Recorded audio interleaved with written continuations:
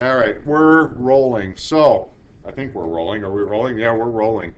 Okay, so we're going to talk about trig functions of any angle. If you notice, this is section 4.4.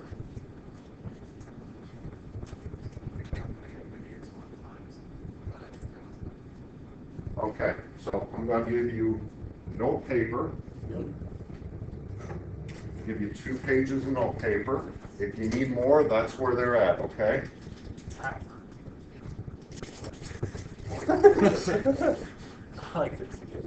I'll give you a pen. I'll give you my special pencil. Collateral. You need collateral. More collateral. Nah, that's more collateral. What is yours there? It's his car. It's still His working. car. But All right, so it's still working. again, section 4.4. Last section was 4.1. So we're skipping 2 sections. The 2 sketch sections we're skipping are, they're entitled what? They're entitled right angle trigonometry and trig functions, the unit circle. We're going to kind of cover both of those in this and section 4. Section 4 really is a rehash of sections 2 and 3 and introduces the term reference angle. So we're going to go over that. These are all reviews, so I'm trying to condense them into one lesson so that we can move along smartly and get to the end of the class as we have paced ourselves for the end of the class. So with that being said, let us begin. At the end of this lesson, we will be able to understand the origins of all trig functions. 2, evaluate trig functions of any angle.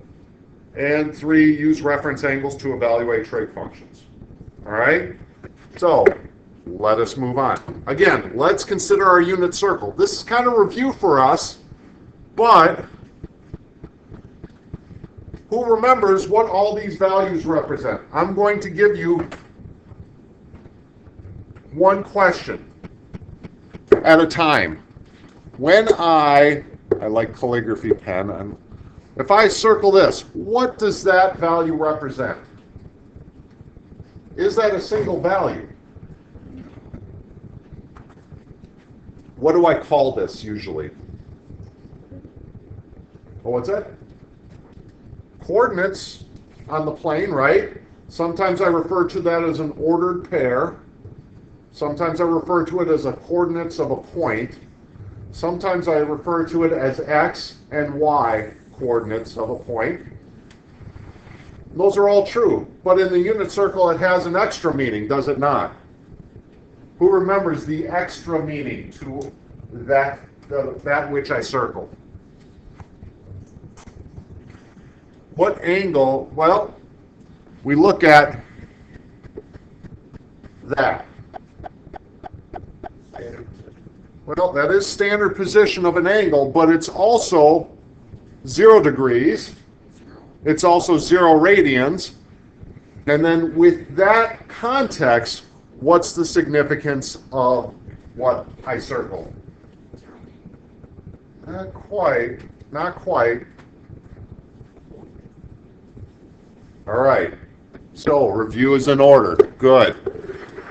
Wow. All right. So let's move ahead to the next page. All right.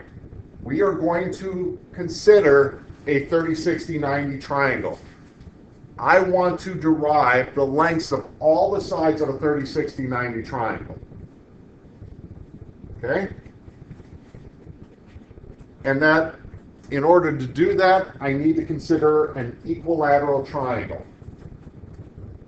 And I'm going to do the equilateral triangle. I'm going to set the hypotenuse, or the side lengths of that equilateral triangle to 1.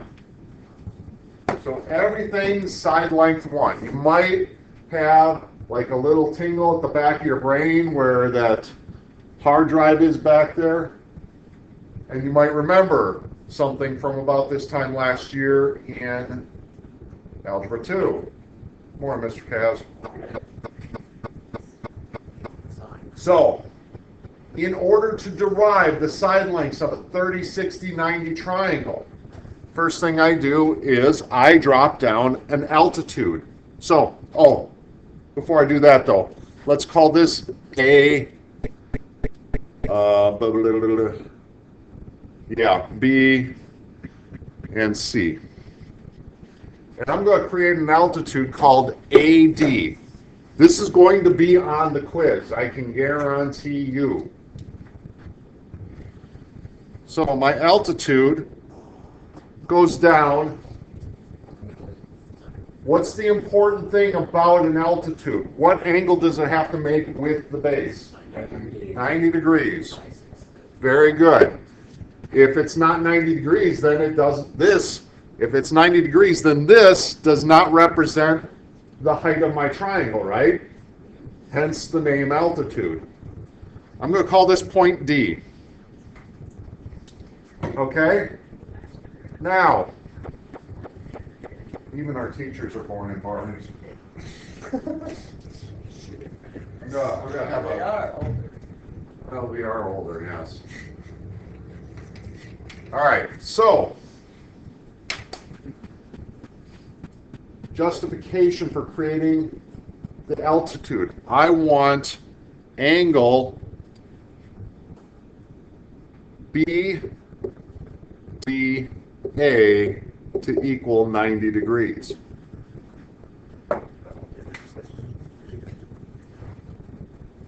Right? This guy right here. Now,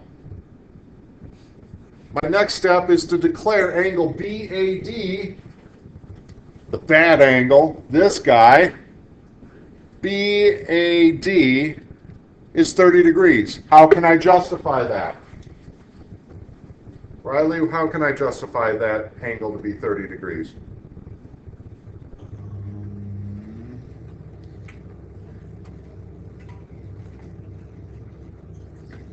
Not sure. Who can help out Riley? Somebody other than Henry. Sorry, Henry. What do you think, Morgan?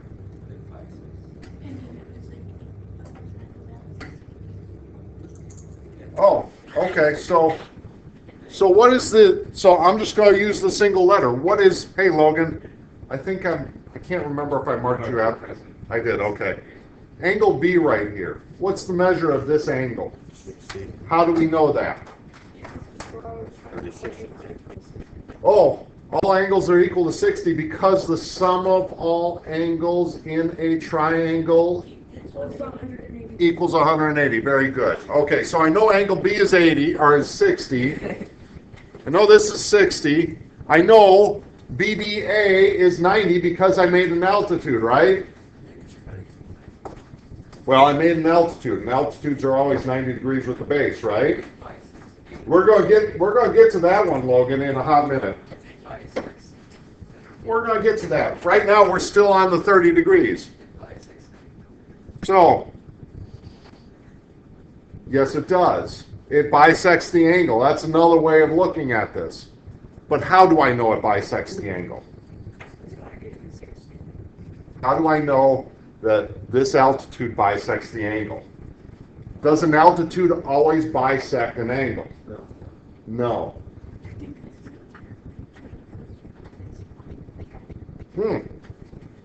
So you know it's perpendicular and goes through the highest point of the triangle.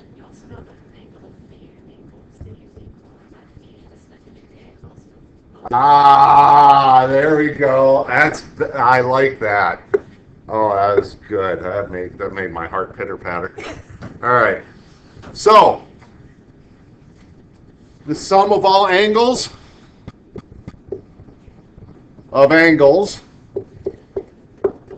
equals 180. And angle B equals 60 degrees. Okay. Now, because this angle equals 30 degrees, now I know that the altitude bisected the angle. If I know that the angle is bisected, then how do I look at these two sides? Side BD right here and side DC. They're equal, because if this is bisected, if this angle is bisected, then I know this side is also bisected. More geometry, right? Okay. So if angle B, or if, I'm sorry, if side BC is bisected, BD must be what? 1/2, half of 1, right? Okay, so I've got one side. Well, I've got two sides because I already know AB, right? Okay.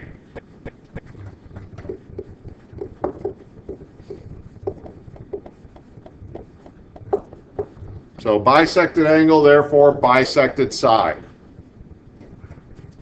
Okay, now, how do I find AD? Pythagoras, right? Let's do the math. So, instead of using a squared plus b squared equals c squared, let's use the line segments that we're analyzing here. So, what do you want to be a? What do you want to be a in this Pythagorean theorem? BD. You want BD to be, okay, so the measure of BD squared, right? Plus what? AB, right? Plus AB squared? No? Plus the measure of AD squared. Oh, plus the measure of AD squared.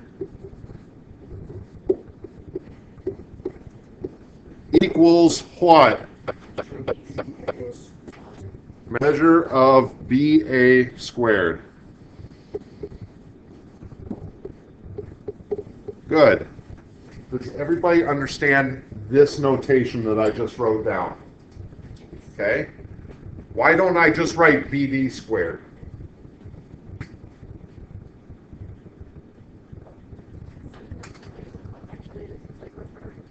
It's ambiguous.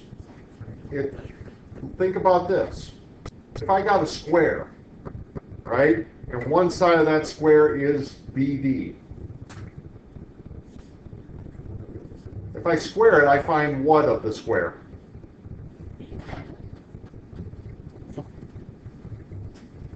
All sides in a square are equal, right?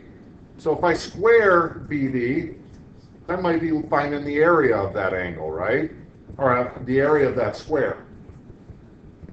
So I don't know if I'm doing an area. I don't know if I'm just squaring it for another reason. Here I'm not squaring the side for finding the area, am I? I want to square the scalar number of the side. Not to find the area, but to do something else. So I put the measure of side BD as opposed to squaring the side. I'm squaring the measure of the side. It's kind of wish I didn't say that now. It sounds more confusing than, can you guys just forget I said that? You said what? Exactly. Okay. So, what is side length BD? 1/2. So this is 1/2 squared, right? Do I know AD yet?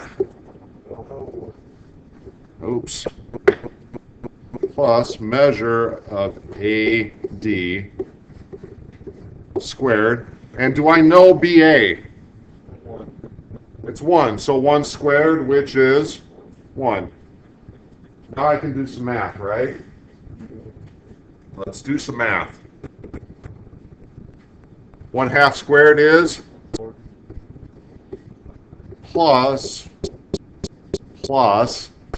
the measure of AD squared equals 1. How do I get AD squared by itself? Get rid of the 1/4, right? So then the measure of AD, going through puberty here, equals 1 minus 1/4 is 3/4. And then how do I get AD, the measure of AD?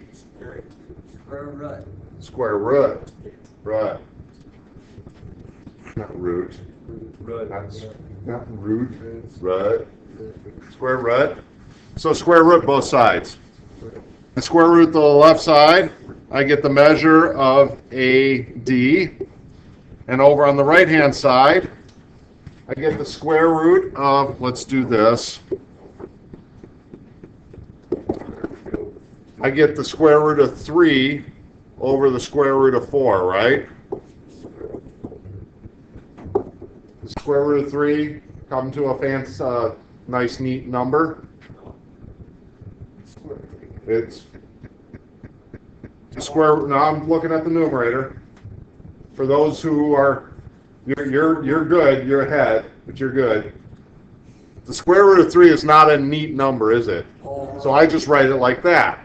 Square root of 4, however, is 2. That's a neat number. So we just write it like that. Now, mathematically, am I honoring the spirit of this operation? What am I missing, Kristen? Plus or minus. Plus or minus, plus or minus. But I ignore the minus in this particular case. Why do I do that? I don't like negative measures. I can't measure a negative, but you kind of can in physics, can't you, Mason? Well, we'll get to that in a minute. But the measure of AD is going to be the square root of 3 over 2. Okay? So, justification, Pythagorean theorem. Okay? So, I want you to consider the 45, 45, 90 triangle. Now, we're going to label A, B, and C accordingly. A and B are my legs, right? So A, B, and the hypotenuse is C. Well, what can I say about A and B on this triangle? Why are they equal, Henry? Other than the fact that I put the little hashy marks because I couldn't find an image on Google that didn't have the hashy marks on there. But how do I know that? What about two angles? Okay.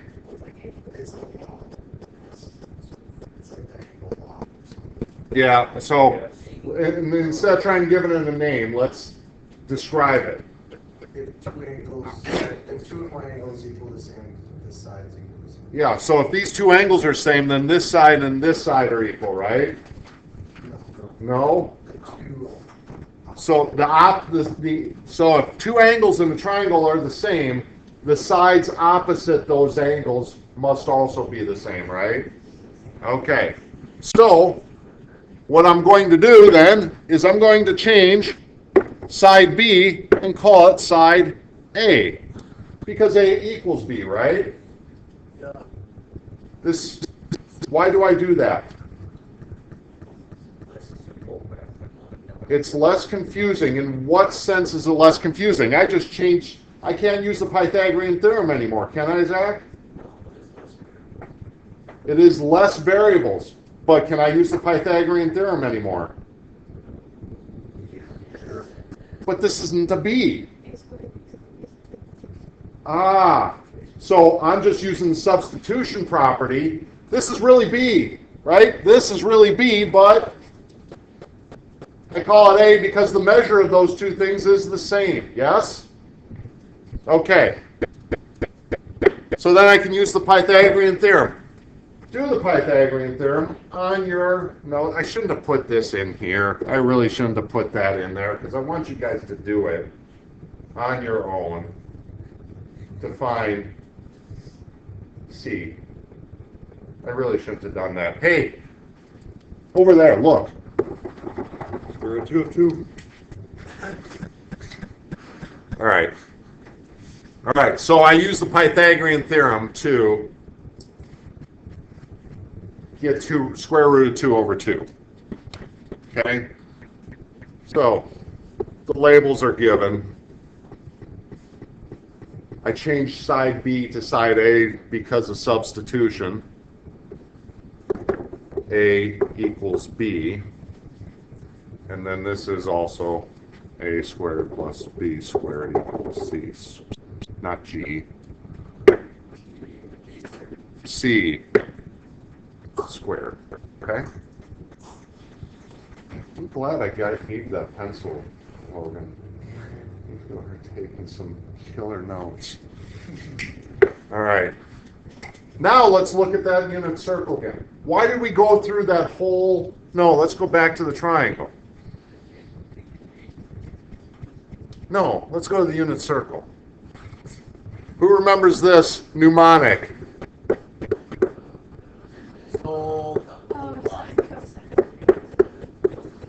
It's kind of a culturally insensitive mnemonic, isn't it?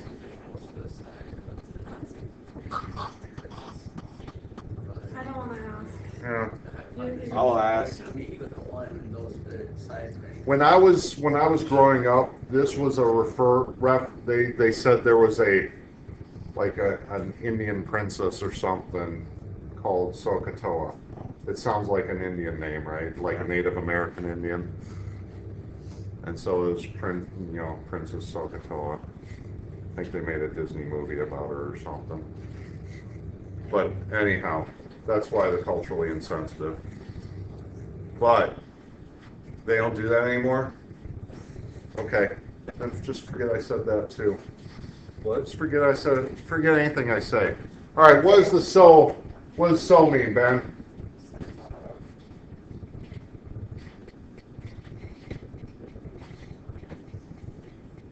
Sine? What about sine? Yeah, and I've seen Mr. Huff write it like this. Sine equals opposite over hypotenuse, right? Who's seen that? And then cosine equals what? Adjacent over hypotenuse. And tangent, opposite over adjacent. Now, again, back to this. And maybe more succinctly that, because we did the 30, 60, 90 triangle. If I look at this ray, it has 30 degrees or pi over 6 radians, right? And I drop an altitude, what do I have? I got the 30, 60, 90 triangle. If this is 30 degrees right here, what's this side measure? 1/2. Coincidence? Yes. No. What's this side measure? Square root of 3 over 2. We just derived that, correct? Okay. Now, what is the cosine of that angle? What is the cosine of that angle? If this side is square root of 3 over 2, and this side is what in my unit circle? 1. What's the cosine? Square root of 3 over 2. So, back to my original question from 15 minutes ago. What is the significance of that ordered pair? What's the length of your sides? It equals the sides of my unit or my triangle. Well, what does it also equal? What's this coordinate represent? Cosine. And this one? Sine. What's happening over here? Oh my God, Becky, what's happening over there? What's going on with that right there? Why is that negative? I'm in a different quadrant. Okay, but can I have a negative side length in a triangle? No. So this is where our metaphor breaks down, right? That's why I go from triangles to circle, specifically the unit circle. You just giving up? You taking the L? You got goal. You got conflict right now? Jim? You cutting out on this for Jim? Yeah. Golly. Call my favorite too. I don't know, let's call it a donation to your academic fund. So, now, so this is how we keep track of the sign of, now think about this. When I look at this triangle, or this angle right here, right?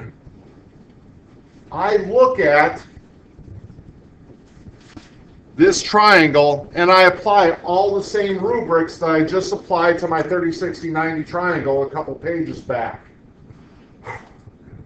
But I change this to a negative 1/2. Why? I have to take this call, I believe. I'm sorry.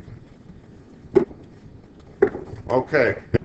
Yes, the significant, thank you, Kaylee. Now, I'm going to erase all this stuff right here so that we can focus on this triangle.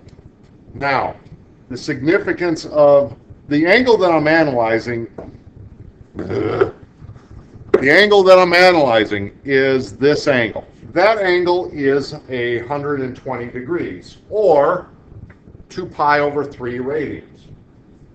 But in order to help me analyze that, I can look at, I'll do this in red, this angle.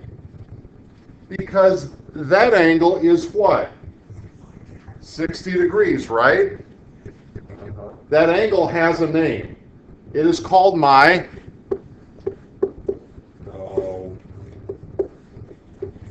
yes. Almost like you just said 10 minutes ago. Reference angle. That is my reference angle. So if I want to know the sine or cosine of 120 degrees, I look at the reference angle, 60. My sine and cosine are right there, right? Cosine, sine. And then I do what? Make it as I negatize the cosine. We'll talk to Mr. Lindenberg, see if that's a thing, if that's a word. And if it's not, well, by gum, it should be. All right, so I take the reference angle. I analyze the sine and or cosine as appropriate. And then in this particular case, because I'm in quadrant 2, I take the negative cosine, but the positive sine, right? Quadrant 3, cosine and sine are both going to be negative, right? Because x's and y's are all negative in quadrant 3, right? And in quadrant 4, my x's are positive, but my y's are negative. Therefore, cosine's positive, sine's negative. That's the importance of cosine and sine. Now, I digress. What the heck is that, and that? What in the wide world of sports is going on around here? What are those? negative. It is cosecant. Can't you read, Mr. Cook? It's cosecant, secant, and cotangent. Is it all the ones next to them? Is it negative 1 power?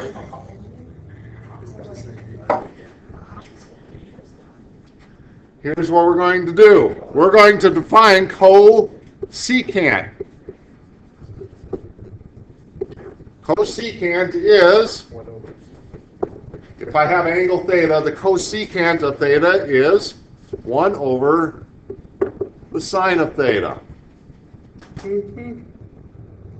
That looks bad. There. Now it doesn't look like cosecant divided by 1 divided by the sine of theta. Okay? What do you think the secant is? Let's do that in green. 1 over cosine. 1 over cosine of theta. And then cotangent, Henry, what do you think cotangent is, Logan? Cosine theta or sine theta. Yes. Yes. But you're jumping ahead, dog. Oh. Yeah, cotangent. Cotangent of theta is 1 over the tangent of theta. And tangent of theta is sine over cosine, right? Back to our opposite is sine, adjacent is cosine, right? So, cotangent is 1 over tangent. Now, if, let's look at sines and cosines and let's look at these guys real quick. If sine is positive in quadrant 1, is the secant positive in quadrant 1? 1 over a positive number is going to be what? Positive, negative, or 0? Positive. So it's greater than 0. How about the cosine? Is that positive in quadrant 1? Yes. So the reciprocal of that, Spencer, would be positive, greater than 0. Okay. What about the tangent? Tangent is sine over cosine, right? So I got a positive number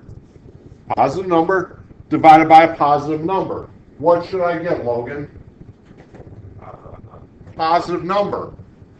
And the reciprocal of that is also going to be, Mason?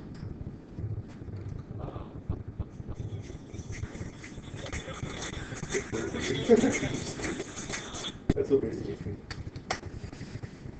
The cotangent, if the tangent's positive, what should the cotangent be? Positive, because it's just the reciprocal of a positive number, right? So this too is going to be greater than 0. Now, this is where it gets interesting. Quadrant 2, sine, positive or negative, Kristen? Positive sine, right? Because I'm still in quadrant 2, I am to the left, but I'm also up, right? So this is, sine is going to be greater than 0, and the cosecant is also going to be greater than 0, because I'm just taking the reciprocal of a positive number. What about the cosine and the secant, Josh? Negative. Why? Because I'm in the second quadrant. I am left of 0. So this is going to be less than 0. Now, tangent is sine divided by cosine. Positive divided by negative. What am I going to get? Negative. Cotangent is going to be cosine divided by sine. A negative divided by a positive. It's also going to be negative, right? So this is going to be less than 0. Quadrant 3. Spencer, my sine. Negative. Riley, cosine, quadrant 3. Negative. Negative. Zoe, tangent in quadrant 3. Negative divided by a negative. Positive. Negative divided by a negative is going to be positive. Greater than 0. And then, quadrant 4.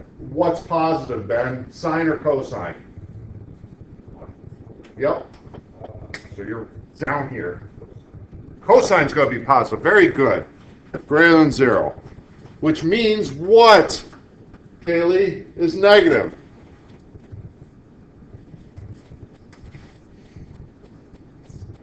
Sine is negative.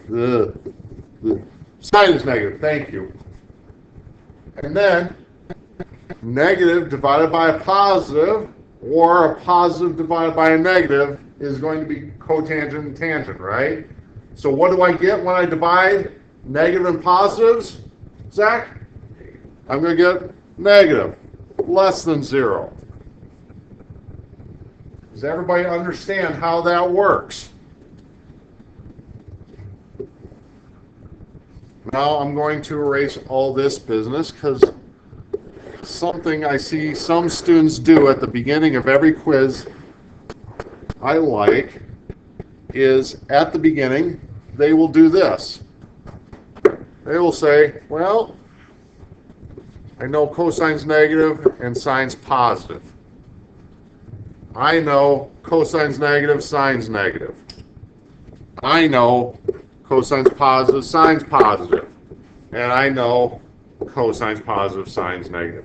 And they do this at the beginning of the test so they can keep track of their positives and negatives throughout the test. I like this. If it helps you, I am all for it. All right.